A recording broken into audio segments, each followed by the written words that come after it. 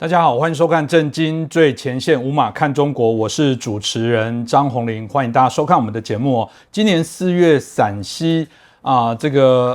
西安的公安局特别发布了一件事情他们说他们的这个学校，他们的这个西北工业大学遭受到美国国安局的侵扰。他们说哇，这个发动了这个将近这个我们讲的有40种各式各样不同的手段来做侵扰那大家就很好奇这个到底是真的或是假的那当然在这讨论的过程当中，大家就好奇说，为什么美国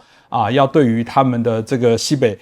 工业大学进行这些所谓的这些从后端网络的部分去做这些相关的侵扰？这到底美中之间的这些对抗持续会发生什么样的一些事情那这边大家有提到过，因为当然这件事情大家在舆论之间互相就在做一些指控那当然大家很好奇，如果是的话，为什么美国会特别选择这个西北工业大学来进行这些资讯资料的这些相关的一些收集那大家也认为说，这些自由的力量，我们开始在做集结，在对于这些专制独裁的这些国家彼此之间在开始站队，在做一些相对的一些对抗那这件事情当然也延伸到包含我们现在在谈到全球化相关的问题过去因为所有这个不分国家的这个意识形态，大家全部组合在这个所谓的全球的供应链里面，当发生了一些牵涉到个人基本价值的时候，这就产生了一些比较尴尬的状况。所以全球化是会持续，或者全球化会在重整的部分是依据自己价值的体系来重整，而排除跟自己价值差异太大的这些国家，再加入这些全球化的供应链里面，到底未来会怎么发展？我想值得我们好好来关注那我们当然就很开心邀请到旅美学者，也是中国的政治经济学家，我们陈小龙博士。陈老师你好。你好，观众朋友们大家好。是老师我们刚刚也提到了，现在美中之间的对抗其实从非常多不同的面向不断在做一些进行这部分我想从国际的趋势的发展是非常的明确那刚也提到了中国，他们指控美国国安局针对中国的这个西北工业大学使用了各式各样的不断的网攻然后希望对于他们的后台去做一些侵扰破解那当然好奇为什么会发生这样的一些事情比较好奇，请问老师为什么美国会选择西北工业大学那这个美国究竟到底在这件事情上面有没有真的去做这些窃取的工作？是不是请老师可以帮我们说明一下？我首先想说，就是要了解的西北工业大学是个什么样的学校，然后就会知道说，美国想窃取的，如果要窃取的话，恐怕是想把自己被偷掉的东西销毁掉而已。因为西北工业大学根本就没有自己多少真正的技术，都是偷来的。那中国这个西北工业大学，它不是一所普通的工科院校，它是军事工业院校。那么讲到这就需要了解说，它的前身在民国时期确实是一所普通的工科大学。那么它1938年就是抗日战争爆发以后，沿海地区还有北平的这些大学都在往内地撤。那么当时是有国立的北洋工业工学院、国立北平大学工学院、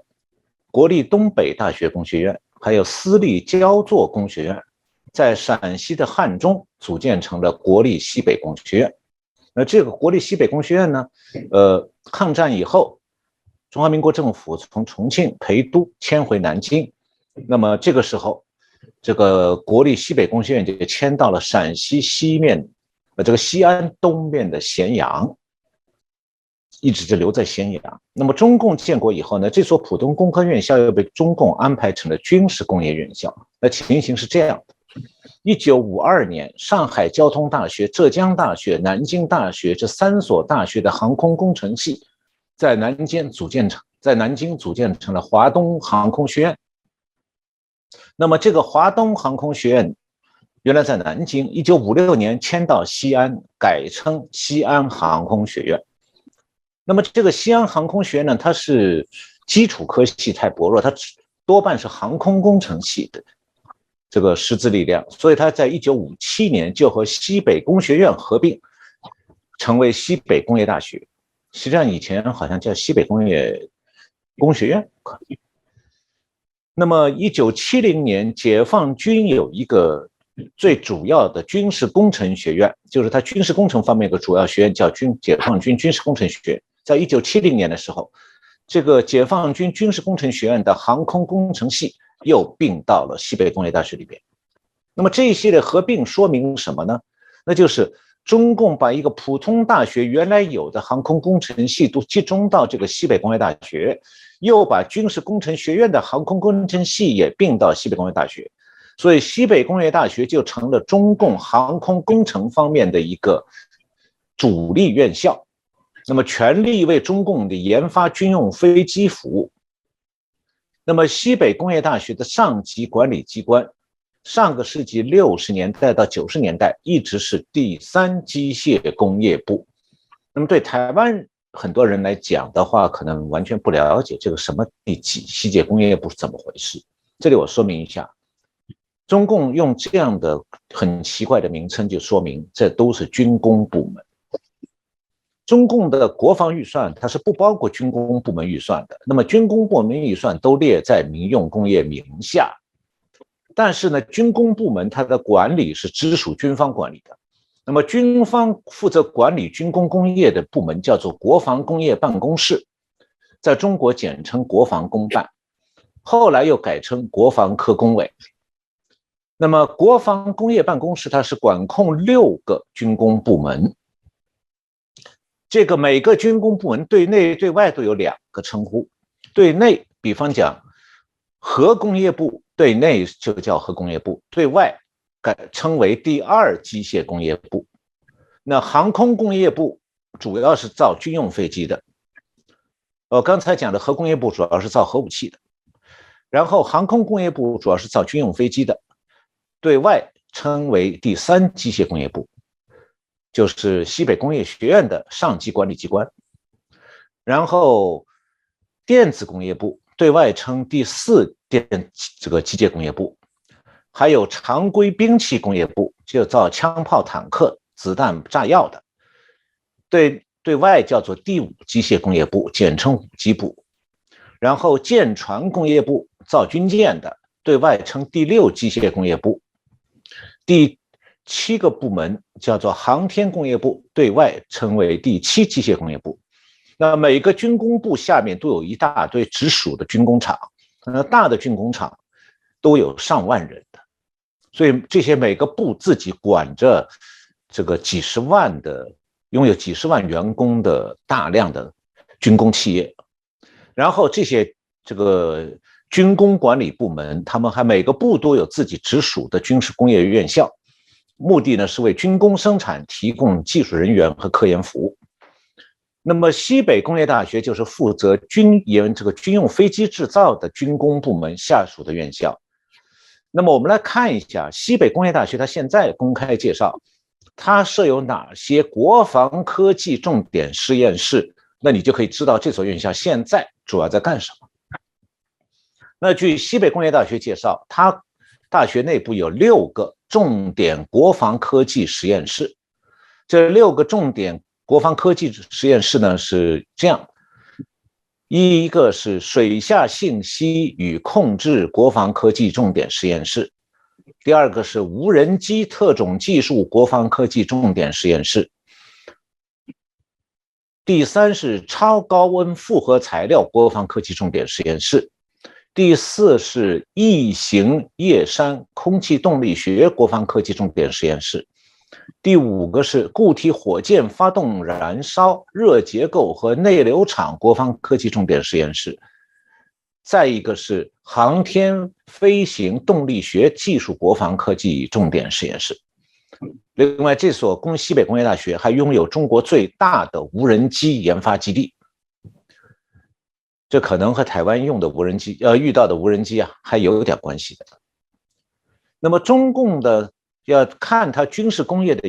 研究院校和科研机构呢，它的起家早年主要是在消化苏联提供的军工技术。那么从上个世纪末开始，中共开始针对以美国为主，也包括俄罗斯的军工技术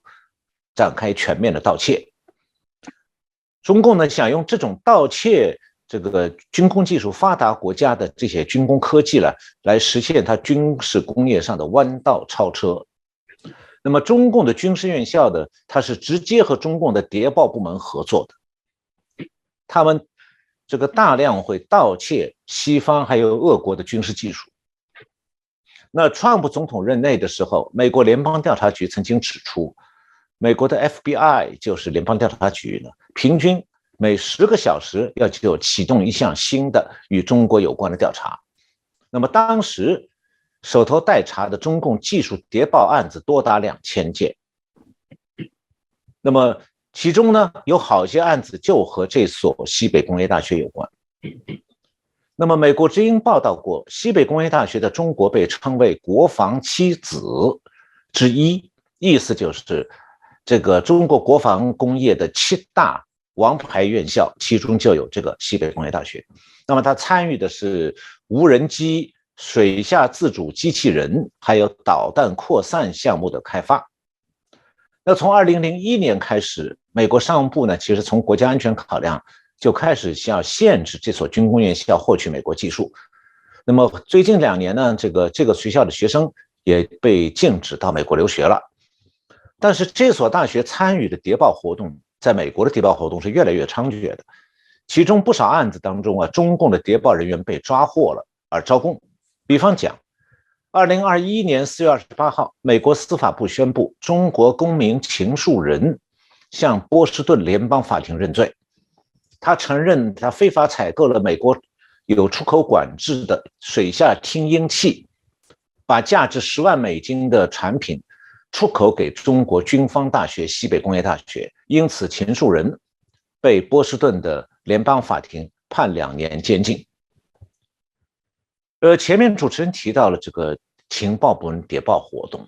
在西方国家呢，基本上是由专业的情报部门运作，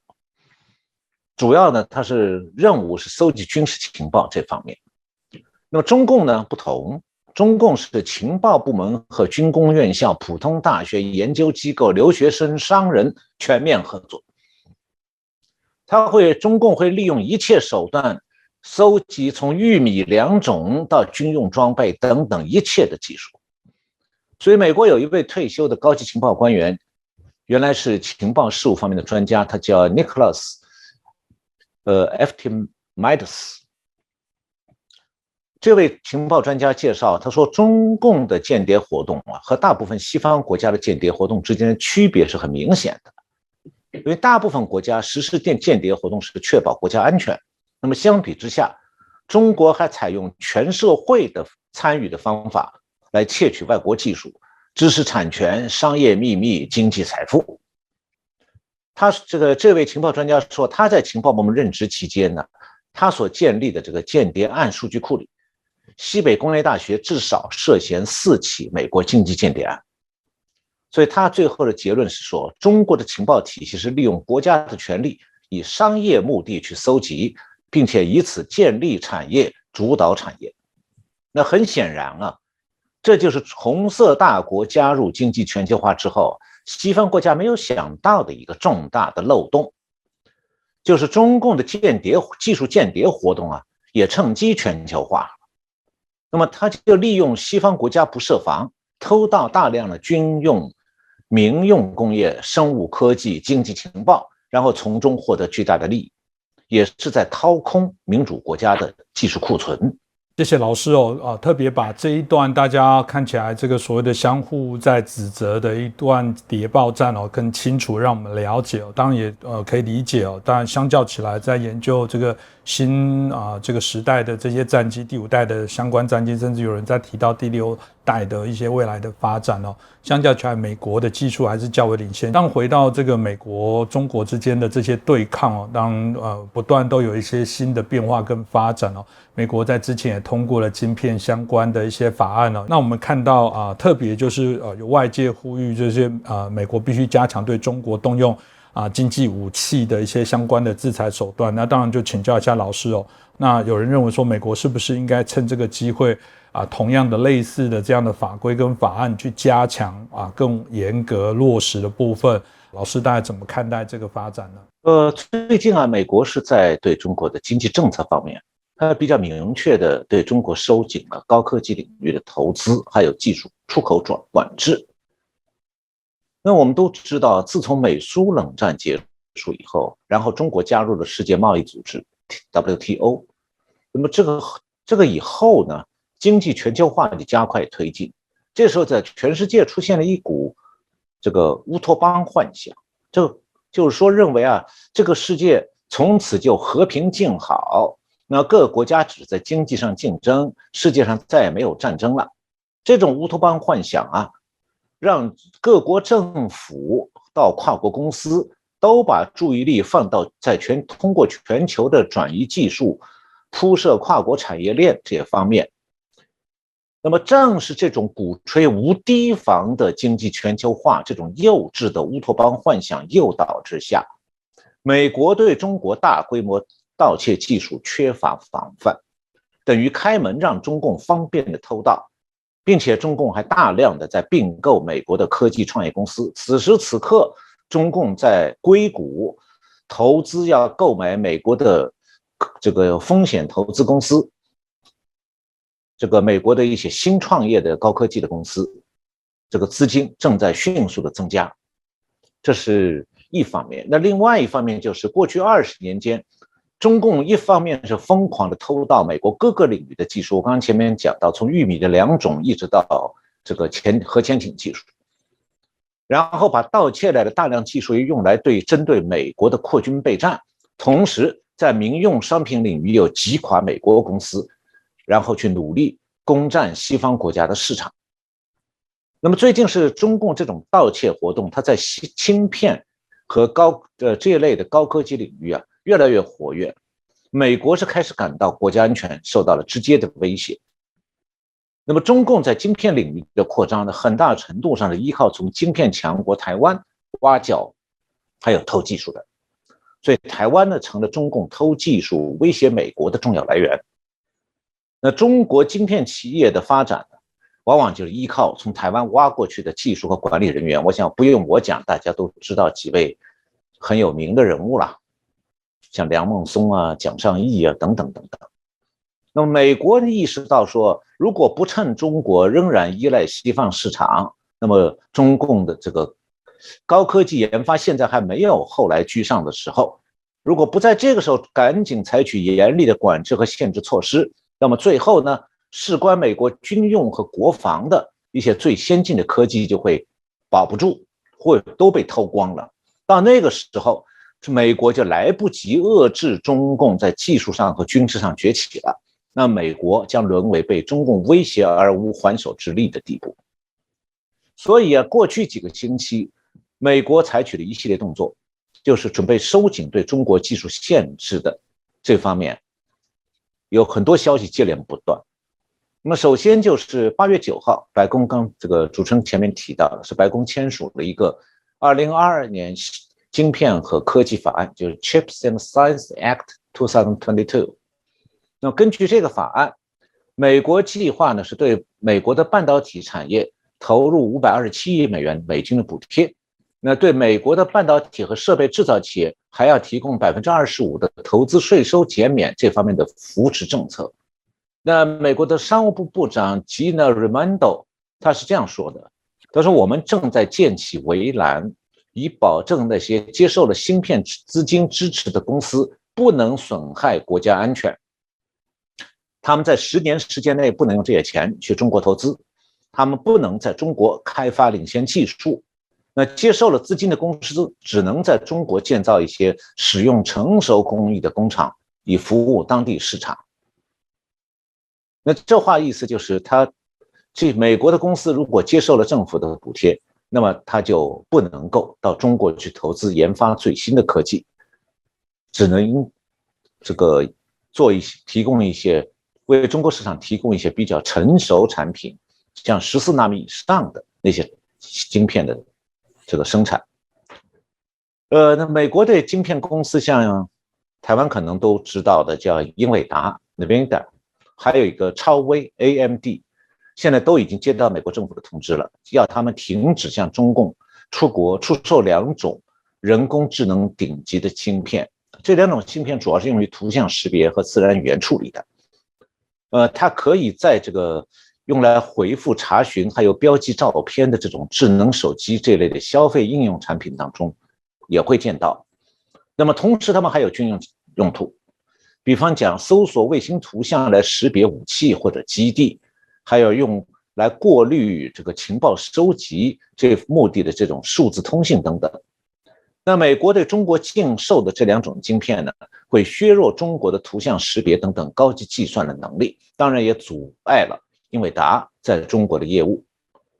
有一家这个叫 Wedbush Securities 一家这个证券公司，他有一个分析师叫 Dan Ives，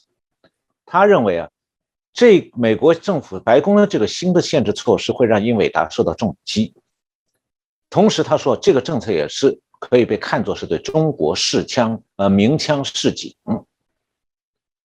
那美国呢，国会现在还可能进一步的扩大禁止向中国出口高端晶片和晶片制造设备的规制和管控的范围，来作为呢就是刚刚通过这个2022年晶片和科技法案的后续的措施。那9月12号，路透社引用多位消息人士的话来讲，就说美国商务部已经打算参照先前发给英伟达和那个超微半导体的那个禁令通知，像另外3家美国公司，一个是 KLA 科磊，一个是 Lam Research 就是科林研发，还有一个是 Applied Materials 应用材料公司，像这3家也发出新的出口管控令，禁止这些公司向中国出口14纳米以下的高端芯片，应该讲是14纳米以上，这个他媒体报道没有用准，以14纳米以上应该就是这个更小的尺寸的，就是2纳米、3纳米一直到7纳米、10纳米。那么反正就是比14纳米更高端的晶片还有相关的制造设备，说这些公司不能向中国出口，除非它事先得到商务部的出口许可。那么新的指令呢，可能会把这个以前向公司发出的是一种临时的禁令，会把它写成法规，因此呢，可能涵盖更大的限制范围，使得没收到具体禁令的那些其他的公司可能会说，那这个禁令没下给我们公司，我们就不管。这个新的正在拟议中的法案呢，可能会把所有的公司全部纳入管控之列。就是说，一个高端产品、高科技产品，只要你含有受禁止出口的高端芯片的话，你整个产品都需要有出口许可才能向中国出口。那么除了这些以外，9月12号，白宫又签署了一项行政命令，启动了美国的国家生物技术和生物制造倡议。那白宫有一位资深官员是在背景简报会上介绍说，他说其他国家，尤其是中国，对美国的领导力和竞争力构成风险，所以这项倡议就指的是美国启动国家生物技术生物制造倡议，说这项倡议无疑是总统议程的关键组成部分，以确保美国在这场技术革命中处于领先地位。那刚才讲9月12号，现在9月15号最新的，白宫又签署行政命令，加强中国公司在美国投资的审查将着重高科技产业，目的是避免美国的重要技术外流。那么另外，白宫现在还在考虑颁布一项行政命令，要审查美国在中国的技术投资。那么这件事情，《华尔街日报》有报道过，这个彭博新闻和有一家新媒体公司叫 Semaphore， 也分别根据知情人士提供的消息呢来说，就说白宫现在正在着手限制美国企业对中国科技产业投资的措施。当然，这个相关的法案还在国会讨论，可能要在未来几个月以内以行政命令的形式先签署这样的规定。那么新的规定呢，是要求美国公司到中国投资之前，事先要披露它可能投资中国哪些产业。同时，美国要在政府内部建立一个体系，赋予美国政府直接阻止投资的权利。那么媒体还报道说呢，除了签署一项可能大幅度限制美国投资的对中国投资的行政命令之外，白宫还在考虑另外2项行政命令，一项是限制包括抖音就是 TikTok 在内的中国互联网公司，通过它的业务来收集美国公民的数据。那另一个行政命令就可能是要缩小可以出售给中国客户的技术种类。那美国本来是有蛮强大而且完善的出口管制体系的，比方讲1990年有一个 Helms 和 Burden 的一个法律是关于出口管制的，还有一个 Thomas 法也是如此。那么近年呢，又有一个澄清合法使用境外数据法案，听起来呢法案是蛮多，都给了美国政府的有关机构可以对域外的公司和有个人执行法律制裁权。那美国商务部下面还有一个商业与产业与安全局 The Bureau of Industry and Security， 这个部门呢是政府行政部门在这一方面就是关于出口管制方面的一个主管部门。但是啊，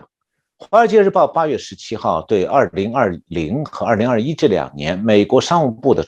这个数据做了分析以后，他写篇报道，他说这2年美国继续对中国放行的一系列半导体、航空零部件、人工智能技术和其他产品方面的技术，美国商务部的对华技术出口程序几乎批准了所有要对中国出口的申请。一些特别重要的技术，它的出口甚至还出现了增长。那大家可能很好奇为什么会这样？那关键就在于美国的企业在经济全球化年代里已经完全习惯于完全只考虑自己的商业利益了，完全不考虑呢这样做下去有什么潜在风险。那负责国家安全的美国政府为什么没管住呢？我们要知道中美冷战是2020年1月才被中共点燃的。那我看到我们的跟帖里头有些小粉红在后头对这点很不满意，说不是中共点燃的。我在节目里专门讲过，我这里就不再去跟他们争了，没有意义，因为他们不就是帮腔而已。那么中共在2020年1月点燃这个中美冷战以后，川普总统是经过一段时间的思考、商量和准备，是到了2020年下半年才开始对中共全面的应对措施。关于这方面，我们以前的节目谈到过。但是呢，2022年下半年大家都知道了，美国的总统大选转移了美国行政当局的注意力。那然后就是拜登上任后1年半以来，拜登上任这1年半以来，基本上在对中国的技术出口管制上是无所作为的。这就出现了刚才提到《华尔街日报》讲的这种局面，就是拜登上任以后，基本上美国对中国的技术出口是完全开放的。那么现在美国行政当局和国会开始亡羊补牢了。那其中一个重大的转变就是对经济全球化商务活动开始增加管控，而不是完全放行。那川普时期呢，曾经把中国的一批大型科技公司列入交易被管制的实体名单。那这种做法呢，只是针对中共的企业的，那没被列入的中国企业还是非常活跃。那现在白宫和国会在讨论的立法还有行政命令，从方向上看的话，它开始了一个针对经济全球化最大受益者中国的一个大转折。那很多人没有注意到，这个大转折已经悄悄开始了。那就是说，开始要在经济全球化的技术和投资领域对中国实行排除法了。那所谓的排除法就是说，美国企业凡是涉及到中国，它的技术和投资都会受到管制。那当然了，现在还只是开始。但既然中国是经济全球化的最大受益者，那这种排除法就会开始改变经济全球化的格局，要部分的把中国从美国的对外技术和投资活动当中加以排除。那从经济全球化的角度来看的话，原来的经济一体化、经济全球的一体化格局就开始发生根本性转变。因为经济全球化正在被扭转为经济双轨化，就是说一部分经济活动变成说是遇到中国和俄国必须绕开的，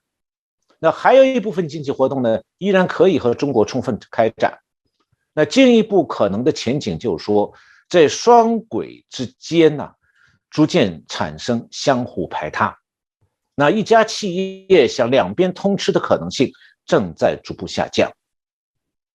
这个转变之所以重要，是因为现在世界各国的企业主管基本上头脑里还没这个概念和这个意识，就是我刚才提到的经济全球化正在走向双轨化。那么这些企业主管更没想到过说，全球经济双轨化之后，自己的公司要如何应对。那我想呢，对台湾和日本的企业来讲，凡是有长期战略思考的大中型企业，其实都面临这个课题的。而且呢，这样的新认知啊，才能让企业能够面对正在发生转变的经济全球化，才能找到新的定位。那从本质上来讲，就是说，当中美冷战正式的嵌入了经济全球化以后，这个世界必须要面对这种经济双轨化，只是大家现在还不大习惯这种突如其来的转变而已。是的确，这个未来整个经济全球化的这些发展的部分会如何在整并在发展哦？随着这个我们谈到了这种两强对抗哦，有人又回到像过去这同盟国、轴心国之前必须选边哦，必须依着自己国家最重要的价值，甚至这些民主自由的这些作为一个前提之下，有可能的这些改变哦，都值得我们的观察哦。在9月15号，我们看到上海合作组织高峰会哦，那这个上合会里面大家都很关注的就是习近平跟普丁的这些见面哦。现在这是一个例行的这些峰会的合作，那大家就很好奇说他们到底彼此之间有没有谈了什么样的一些事情哦？那当美国还是警告中国这个必须这个把这个俄罗斯入侵乌克兰的这个恶行引以为戒哦。如果未来中共贸然对台湾进行任何的这些武力恫吓的部分必然同样必须接受这些相关的这些经济的一些制裁哦。我是不是也可以请老师可以帮我们分析一下？我想我先来介绍一下俄乌战争本身，为什么呢？这里面给中共有很大的启发，让他感到很紧张。那么自从俄乌战争以来，美国为首的西方国家对俄国实施了金融制裁，这大家都知道。那么这个金融制裁对俄国的经济的打击无疑是很大的，但是这个金融制裁也遇到两方面的阻力。那么一个呢，就是中共在千方百计帮俄国，希望他拉住一个能够和自己一起对抗美国的大国。那么第二个就是欧盟国家，因为它依赖俄国的天然气和石油来维持经济运转。关于这个问题，我们在以前的节目里专门谈过，我把它叫做德国把能源绞索亲手交到了普京手里，等着普京勒脖子。那么现在欧盟国家呢，没有办法从自己交到普京手里的这个能源绞索当中解脱出来，就已经吊在绞索上。那么结果是以德国带头，欧盟各国都拐弯抹角的付钱给普京，结果欧盟就部分的瓦解了现在这个西方国家对俄罗斯的金融制裁。换句话讲，欧盟各国正在出钱资助普京打乌克兰。那么中共之所以不敢立刻对台湾动手，我刚才讲为什么要先讲俄乌战争，就是除了军事上中共现在并没有这个把握，这一点我们在节目里以前谈到过。尤其是我想再说一句，就是我提到过，就是以前和明老师在一起讨论的时候，我提出一个看法，就是现代的海战，因为中共要打台湾必须是从海上过来，要经过海战。现代海战最大特点已经不是航母说了算了，是飞弹说了算。那在飞弹这个说了算的年代，防守这一方就是台湾拥有很大的主导权。所以中共的军舰它只要上出了海，它最怕的就是360度从各个方向来的飞弹，天空水下水面都可以随时有各种飞弹来袭。所以中共现在没有军事上把握。那么中共同样还怕一条，这是乌克兰战争告诉他的，就是说他怕他因为侵略台湾而遭到全面的经济制裁，这也是中共现在不敢对台湾立刻动手的原因之一。那我注意到台湾的媒体比较少讨论后面我讲的这个因素，其实这个因素对中共来讲权重非常大，因为现在此时此刻中国的经济已经衰退，那主要的原因就是国内需求被房地产榨干了。那么在这种状况下，如果它的对外经济活动，特别是对美的出口又遭到制裁，那中共就彻底没办法玩混了。那我们前面讲说中共在经济全球化当中是最大的受益者，指的就是说中国的经济加入经济全球化之后是一度繁荣，非常繁荣，经济实力的迅速飙升，这个超过了世界上任何国家的经济成长的速率。那么反过来，从刚才讲的经济全球活动，在技术和投资层面如果出现双轨化，那么这个双轨化一旦进一步变成对中国实行全面的经济制裁，就像现在对俄罗斯这种制裁一样，那么经济全球化就会发生彻底的裂变，就是从部分经济活动双轨化变成全部经济活动双轨化。那个时候中国经济就不得不和全球经济部分的脱钩了，特别是和发达国家脱钩。那在这种情况下呢，虽然中共还不至于主动的闭关锁国，但实际上他不得不进入美苏冷战这个时代，这个两大阵营各自经济活动基本上互不相关的类似的局面。那我们今天看到说，乌克兰战争爆发以来，普京一会儿是对供应德国还有其他欧盟国家天然气加价，一会儿就干脆切断天然气供应，结果把德国还有欧盟国家弄得痛苦不堪。那德国企业家协会一再喊叫说，德国经济因为能源价格暴涨7到8倍，现在要崩盘了。这说明什么呢？说明乌克兰战争以来，俄国和欧盟之间事实上已经进入了一种类似冷战的状态，而这种状态下，经济全球化的能源供应布局就成为普京手里掐死德国经济的一根真实的绞索。那么普京每勒一次，德国国内的痛苦程度就加深一次。那么这个过程啊，还让我们看到了3点。第一呢，就是经济全球化不能保证地球和平的。第二点，谁没有预见到战争可能发生，没有做好战时经济制度这方面的准备，谁就可能被掐死。这指的是德国，还有欧盟其他国家。他们一向在那唱什么和平主义啊，我们绿能之上啊，唯独没有想到俄罗斯会入侵的。那么第三，最可能被掐死的是那些对能源、粮食、国际市场过度依赖的冷战涉入国，就是谁被拉进冷战，比方讲这个德国，现在就是被俄罗斯抓起来，吊在绞索上，德国人自己爬到绞索上站上去了，把绳索套在自己脖子上，普京就提一下绳子，德国一下就哇哇叫，我要死了。那么这是属于这个德国就是现在的冷战涉入国，他最可能被掐死。就德国经济崩盘，现在是一个现实的可能，不是一种纯粹的假设。如果大家去读德国的这个经济界的声音，看他们的德文媒体，你就会知道这些都是真实的。那么在中美冷战这个经济层面，中共现在处于什么样的位置？我们过去谈中国经济，经常台湾的媒体或者是就中国谈中国，或者是就两岸谈中国，台湾从中国经济中得到多少好处。那么我们来看看在中美冷战这个经济层面，中共处于什么样的位置。其实中国现在的位置和我刚才讲的德国差不多的。中国除了能源和粮食高度依赖国际市场之外，中国制造业的70%产值要靠进口零件和零部件还有原料的，这样它的制造业才能生产出供内销和出口的产品。所以这种状况下，如果中共因为坚持对外扩张、扩军备战，威胁世界和平，结果把自己的经济变成了与世界上发达国家基本上脱钩这种状态，这种极其重大、极为震动的变化，可以讲对中国的经济和中国社会是天翻地覆的，中共难以承受，也完全没有做好准备。那么，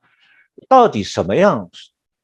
我刚才这样讲说，中共完全没有做好这个准备，他应该是，如果说他要做准备，他会是什么样？现在啊，中共我们都知道，他在口头上还有在军演方面对台湾步步紧逼，但他真的做好了开战的准备吗？没有，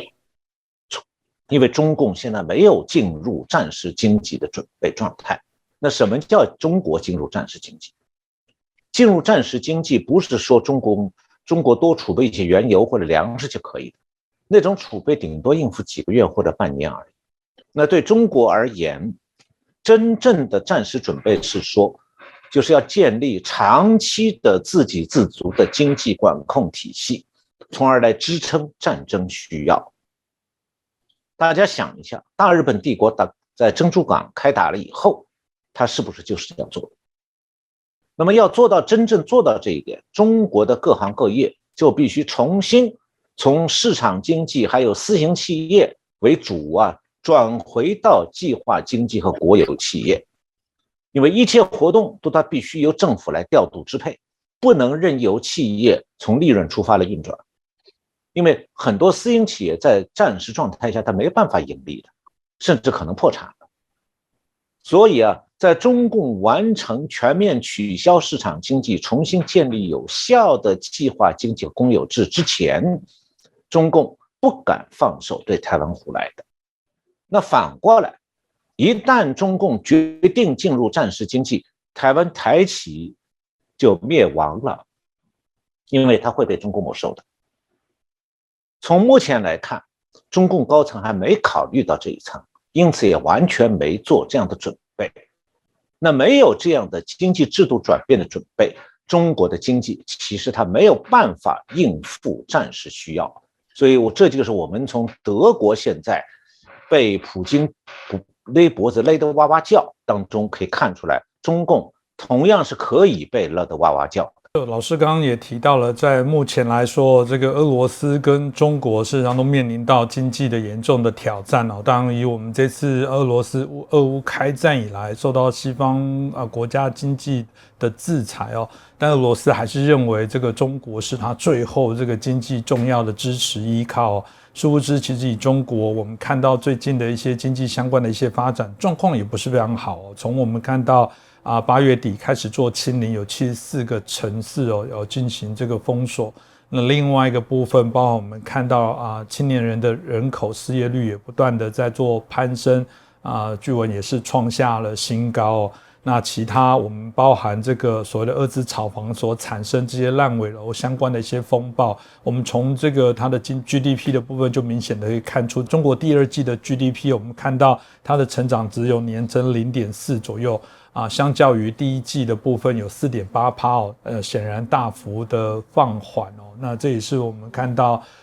彼此之间他们这些经济相互的一些依存的关系，的确受到这些经济制裁的严重的影响哦。不过有另外一个老师刚刚所提到的课题，我觉得值得大家好好来思考一下，也请教一下老师哦。因为过往我们可能好像大家都有一个迷思，如果听过老师刚刚前面的分析，会说好像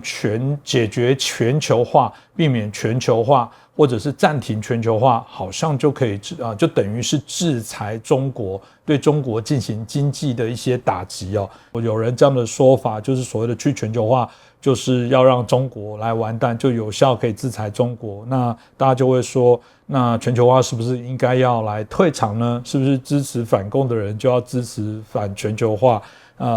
是吗？是应该会是这样的一些推演的逻辑吗？是不是可以就教一下陈老师？到现在为止经济全球化是经历了疫情冲击和海运冲击这两个主要的震动。然后呢，现在这个可以讲部分的这个经济活动呢，在欧盟那边是受到了这个俄乌战争的冲击。但是到现在为止，跨国公司基本上是把这样的震动看作是一种暂时现象，所以可以讲说，遇到这种震动呢，跨国公司都是把全球供应链的梗阻看作是暂停。就好比说我们在手机上或者电脑上播放一个视频，你按一下 pause 这个键就暂停。那么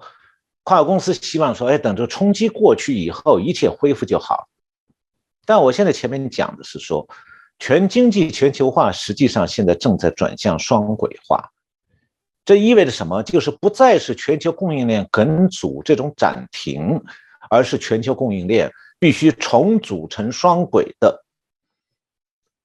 什么叫全球供应链组成双轨的？就是说，你一个跨国公司，你要么不做美国生意，你把总部迁到新加坡去，你只做中国生意。那么这个跨国公司就变成靠中国那边，你加入那一个中国系列的所谓的局部的全球化。那要不然这个跨国公司就是你不要做中国生意，免得你设在美国的总部呢会被遭到对中国制裁时候遭到波及。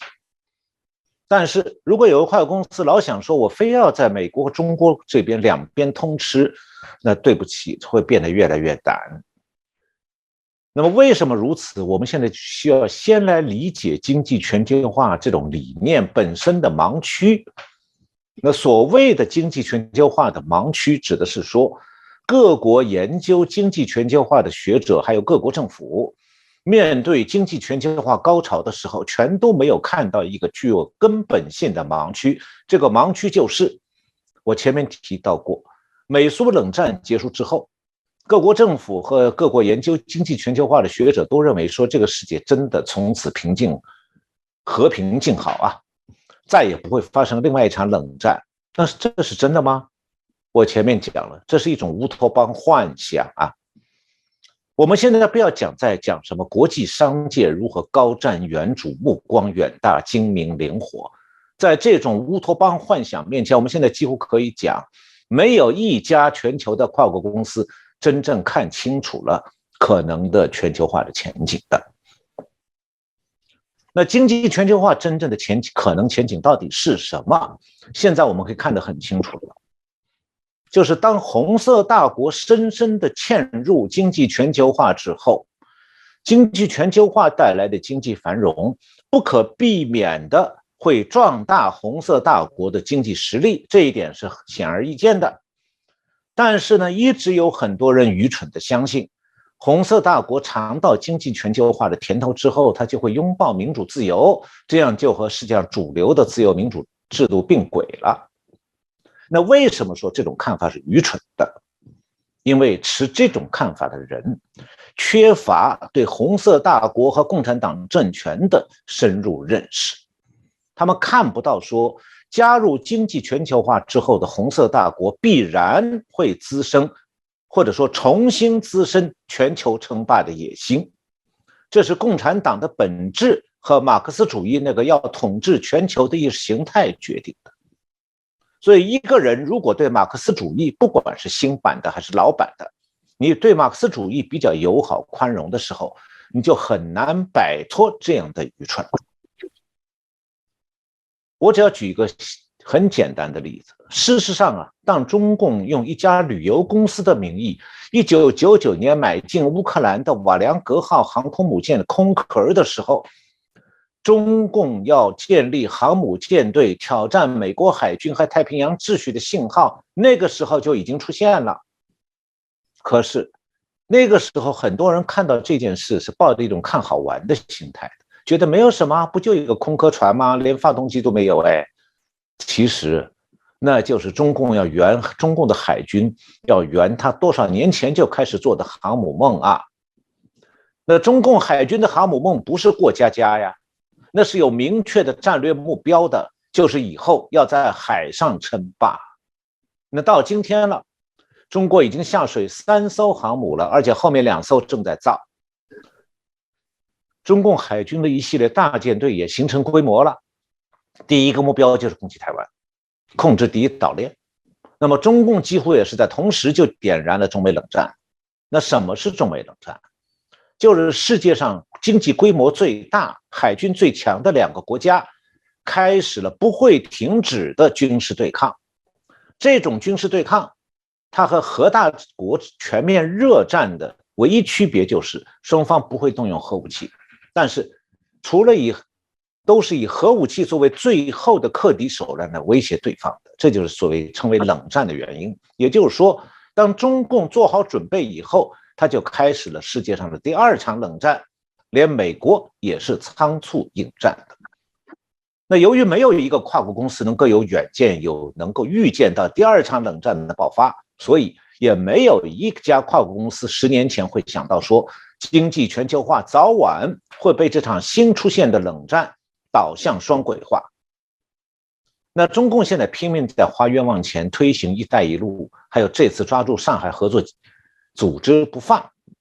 从它的全球战略来看，其实就是在为经济全球化转向双轨化在做准备。那么就像这个美苏冷战一旦开始就从来没有停止过经济全球化的步伐一样，中美冷战也不会造成经济全球化全面消失。中美冷战对经济全球化的影响是什么呢？最后是产生经济全球化的双轨趋势。也就是说，愿意和中共绑在一起的国家，他们会挤到一起抱团取暖。那么其他想和西方国家站在一起的国家，最后早晚不得不逐步转到西方国家为主的经济全球化这条轨道上来。那包括台湾、日本、韩国都是如此。我们也知道新加坡总理在讲说他不站边那是新加坡总理的梦想。这种梦想就像幻想经济全球化会把共产党政权改造成民主国家一样，那种乌托邦幻想。这里还要强调一点，就是说那种以为经济全球化在中美冷战当中趋于双轨化就意味着中共要完蛋，这同样也是一种幼稚的看法。那红色大国它之所以敢于发动冷战，不仅仅因为它是独裁国家，还因为它是独裁下的大国。大国被独裁，它的领导人是可以榨干民众的每一滴血汗来演出独裁政权的寿命的。这方面我们参考一下大日本帝国就可以理解了。太平洋战争末期，日本国内民众已经是很多人家，像东京的地区几十万家庭的家已经被美军轰炸的烧光了。那几百万日本人，他们日本的儿子们都在战场送了命。那日本国内的老百姓连口粮都不够吃了。那当时日本的这个军国主义政权在喊什么？喊1亿玉碎，1亿人要为天皇而献身，和美军拼到底。那个时候日本国内战败以前，有民众出来反抗吗？完全没有那所以没有经过独裁统治的民众，你不容易理解独裁国家民众的心理。其实我举一个例子，大家就能明白了。今天台湾很多老一辈的人是经历过太平洋战争的，我看到台湾也拍过很多这个文献片，请这老一辈的经历过太平洋战争的人来回忆当年的二战。那么他们回忆起来基本上都是讲战争还有轰炸的残酷，但是他们没有讲一点，其实他们当年对大日本帝国的对外战争真有很多内心抵触吗？没有我们同样可以用这样的心态去理解中国很多民众对中共对外去扩军备战的态度一样的。因此中共走上军国主义道路这个方向之后，他会坚持到最后完全支撑不下去的时候。那么在此之前，我们需要有长期的应对准备，也就是说台湾不再有与中共讲和的空间了。唯一的前途就是首先看清国际大势，然后争取国际支援，自保到底。谢谢小红老师很清楚的也告诉我们这段期间整个国际情势发展包含台湾重要的未来如何的治处每次好像这个部分都会提醒说台湾的民众必须要认清这样的一个现实过去有人还是会把台湾跳脱在所谓的美中对抗，说我们不要加入战局，不要愚蠢，我们要成为中立国，我们不要涉入，我们台湾就会安好。没有办法的哦。我们看到这个不只是在军事相对应的这些战边抱团，其实连经济，老师所今天提到一个重要的部分，都有可能朝向双轨，各自在做一些发展哦。所以这个部分我觉得也是值得台湾好好在思考。今天陈小龙博士所在我们国际情势相对的一些分析中，让我们可以有一些领悟哦。那今天就再次感谢陈小龙博士哦，也感谢大家的收看。如果喜欢我们的节目，欢迎大家可以帮我们转传、按赞、分享给更多的好朋友来收看、支持我们的节目。再次感谢老师与感谢各位观众，谢谢主持人，谢谢各位观众收看我们的节目。